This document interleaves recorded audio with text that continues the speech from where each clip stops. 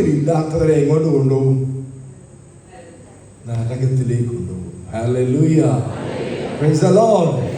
വേറെ മാർഗമില്ല. ക്രിസ്തു ജീവിക്കുന്ന യേശു ക്രിസ്തു ക്രൂശിൽ മരിച്ചത് എന്തിനു വേണ്ടിയാണ്? നമുക്ക് നിത്യ ആണോ? അവൻ ഇവനിൽ വിശ്വസിച്ചാൽ ആരെങ്കിലും നശിച്ചു പോവോ? ഇല്ല, നമുക്ക് ലഭിച്ചു. ഓക്കെ, റോമർക്ക് എഴുതിയ ലേഖനത്തിന്റെ ഞാൻ നിങ്ങൾക്ക് കുറ്റം വിധിച്ചു കഴിഞ്ഞാൽ നിങ്ങൾ പണമൊക്കെ പറഞ്ഞാൽ മതി കേട്ടോ. ചേട്ടാ നരകത്തിലോ ശിക്ഷാവിധിയൊക്കെ ഉണ്ടെന്ന് പറഞ്ഞു കഴിഞ്ഞാൽ പറയണം, സാരമില്ല, ഞാനും കർത്താവിനെ ഡീൽ ചെയ്തോളാം. തീർന്നില്ലേ? Praise the Lord, praise the Lord. അപ്പോൾ യേശു ക്രിസ്തുവിനോട് യേശു ക്രിസ്തുവിനോട് ഐക്യപ്പെട്ടിരിക്കുന്നവർ, അല്ല, യേശു ക്രിസ്തുവിൽ ജീവിക്കുന്നവർക്ക് ശിക്ഷാവിധിയില്ല.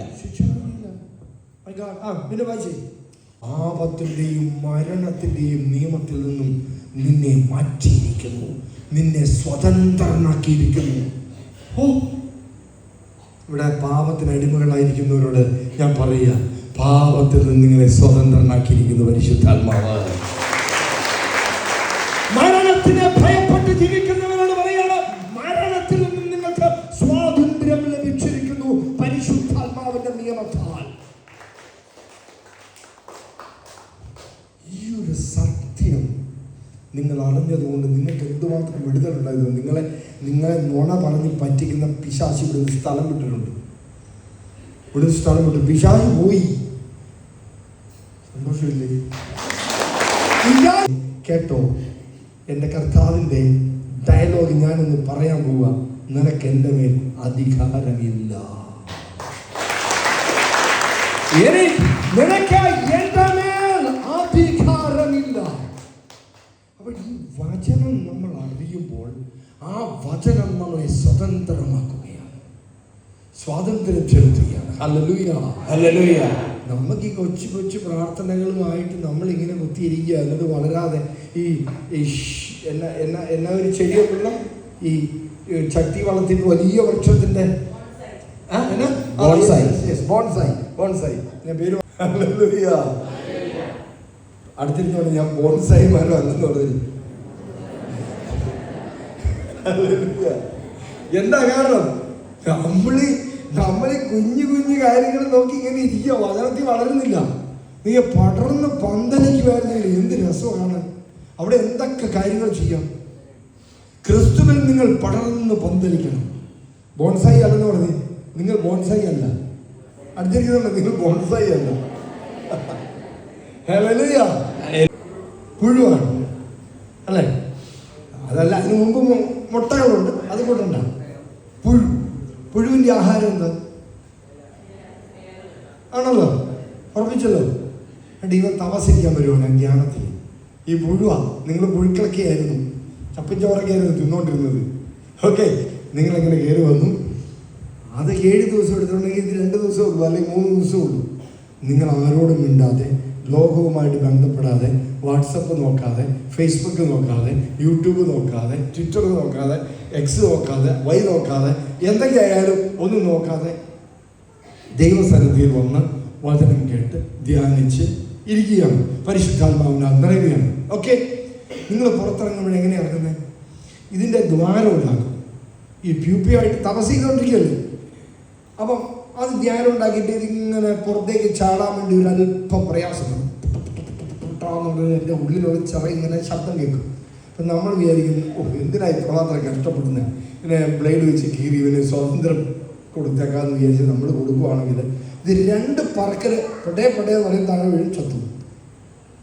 കാരണം അതിന് ഈ ലോകത്തെ പ്രതികരിക്കാനുള്ള ശേഷിയില്ല. അപ്പം ഇത് പ്രതികരിക്കണമെന്ന് എന്ത് ചെയ്യണം? ഓനെ കുട്ടാ, ഹലോ, ബൈ, എന്നെ നോക്ക് അതിൻ്റെ അകത്തുനിന്ന്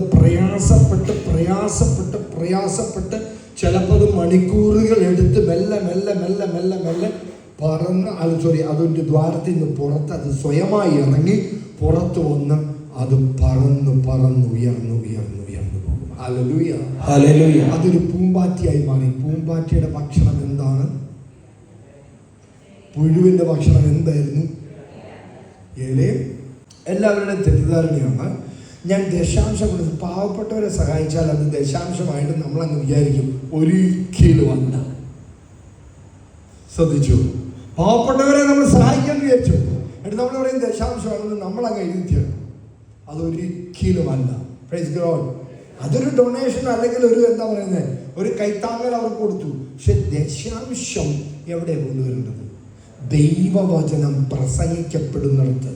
മലാക്കിയുടെ പുസ്തകത്തിൽ 3-ാമത്തെ അധ്യായത്തിൽ പറയുന്നു, എൻ്റെ ആലയത്തിൽ നിങ്ങൾ നിങ്ങളുടെ ദശാംശം കൊണ്ടുവരിക, അവിടെ നിങ്ങൾക്ക് ഇഷ്ടമുള്ള മതിയാവോളം ആഹാരം ഞാൻ തരും. എന്താണ് ദൈവം തമ്പുരാൻ തരുന്ന ആഹാരം? ദൈവവചനം. Hallelujah, hallelujah. മനസ്സിലായോ?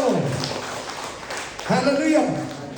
അപ്പോ ദൈവത്തിൻ്റെ ആത്മാവ് നമ്മുടെ കൂടെയുള്ളിടത്തോളം കാലം നമുക്ക് ബുദ്ധിമുട്ടോ പ്രയാസമോ വരത്തില്ല. Hallelujah, hallelujah. നമ്മൾ ജയിക്കും, നമ്മൾ സുഖമായി ജയിക്കും. ആദ്യം ഒരു കുറച്ച് കഷ്ടപ്പാടൊക്കെ ഉണ്ടെങ്കിലും ഞങ്ങളുടെ ആദ്യത്തെ ധ്യാനത്തിന് വെറും 11 പേരാണ് വന്നത്. 2022 നമ്മൾ മുറുകെ പിടിക്കുക. ഹല്ലേലൂയ. എന്തൊക്കെ പ്രശ്നങ്ങൾ ജീവിതത്തിൽ കടന്നു വരാം, ഒരുപാട് പ്രശ്നങ്ങൾ കടന്നു വരാം. പക്ഷെ അതിനെ അഭിമുഖീകരിച്ച് അതിനെ ജയിക്കണമെങ്കിൽ നമ്മൾ എന്ത് ചെയ്യണം?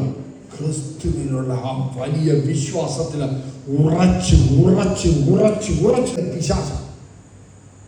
വാസ്തു എന്ന് പറഞ്ഞു കഴിഞ്ഞാൽ ഭൂമിയെ ഭരിക്കുന്നവർ എന്നാണ്. അപ്പോൾ അതിൻ്റെ പിശാചാണ്. അപ്പോൾ കർത്താവിൻ്റെ ആത്മാവിനാൽ നമ്മൾ നയിക്കപ്പെടുന്നുണ്ടെങ്കിൽ നമ്മൾ പരദേശികളാണ്. നമ്മളൊരു ടൈമിങ്ങിന് ഈ ഭൂമിയിൽ വന്നിരിക്കുന്നതാണ്. അത് കഴിഞ്ഞ് കർത്താവിൻ്റെ അംബാസിഡേഴ്സ്, സേനാധിപന്മാരാണ് നമ്മൾ. നമ്മുടെ കാലം കഴിയുമ്പോൾ നമ്മൾ എങ്ങോട്ട് പോകും? പിതാവിൻ്റെ അടുത്തേക്ക് പറന്നു ഉയരും. ഹല്ലേലൂയ. അല്ലെങ്കിൽ യേശു വാനമേഘങ്ങളിൽ വരുമ്പോൾ നമ്മളെ എടുത്തോണ്ട് പോകും. Praise God. ഹല്ലേലൂയ. അടുത്തിരിക്കുന്നവരെ സന്തോഷിച്ച് ആനന്ദിക്കുക. പ്രയാസമോ കഷ്ടപ്പാടോ നിന്റെ ജീവിതത്തിൽ വന്നാൽ നീയൊന്നറിഞ്ഞോ, നിനക്കൊരു വിടുതലുണ്ട്, നിനക്കൊരു മുന്നേറ്റമുണ്ട്, നിനക്കൊരു ബ്രേക്ക് ത്രൂ ഉണ്ട്, നിനക്കൊരു അത്ഭുതം ലഭിക്കാൻ പോകുന്നു, നിനക്കൊരു സൗഖ്യം ലഭിക്കാൻ പോകുന്നു, നിന്റെ സമൃദ്ധി വർദ്ധിക്കാൻ പോകുന്നു. അതിന് എന്തെങ്കിലുമായിട്ട് ദൈവത്തിന് ഒരു വലിയ അനുഗ്രഹം ദൈവത്തിന് തരാൻ പറ്റും. Hallelujah, hallelujah, hallelujah, hallelujah, hallelujah, hallelujah,